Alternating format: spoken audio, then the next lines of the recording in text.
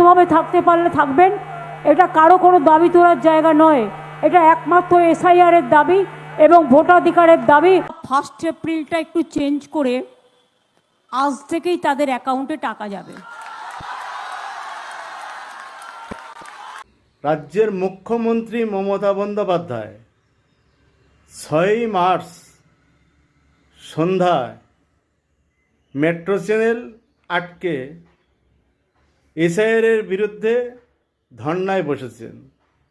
অপরদিকে 500 শিক্ষকরা আজ 7ম দিনে পড়ল তাদের ধর্না। বিষয় কি?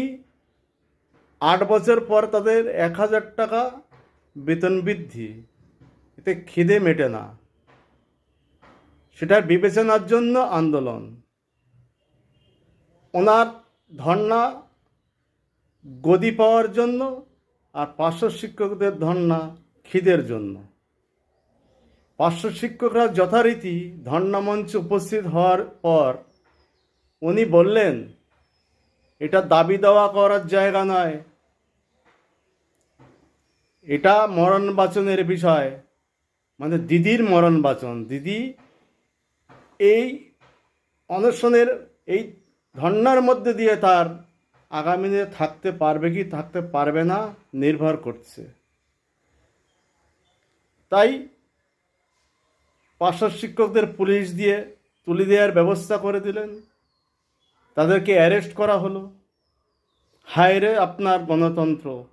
500 শিক্ষকরা রাজ্যে হাইকোর্টের আদেশ নিয়ে তারা ধর্ণা করছে, আর আপনি কার আদেশ নিয়ে ধর্ণা করছেন? এখানে কেন্দ্র বাহিনী দিয়ে আপনার যদি এখন চুলের মুঠি ধরে তুলে দেওয়া হয়, সেটা কিন্তু অন্যায় হবে না।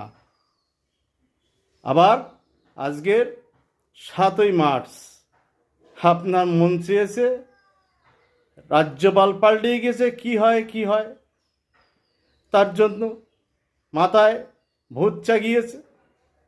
এপ্রিল থেকে যুবসাথী প্রকল্পের 1500 টাকা দেওয়ার কথা আপনি আজকে থেকে ঘোষণা করে দিলেন। এগুলো কোথায় কিভাবে হয়?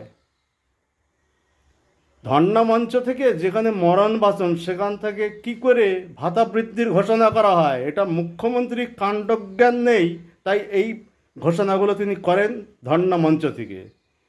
গতকাল এক কথা, আজকের আর এক কথা। বাজেটের সময় বললেন 15ই আগস্ট, সেটা কি পিছিয়ে এনে এপ্রিল থেকে দেওয়া হবে? আবার দেখছে ভোট দোরগোড়ায়। এই তো আমি যাই দেখি কি করা যায়। ধর্ণা মঞ্চ থেকে ঘোষণা হলো এপ্রিল নয়, আগিয়ে নিয়ে এসছি।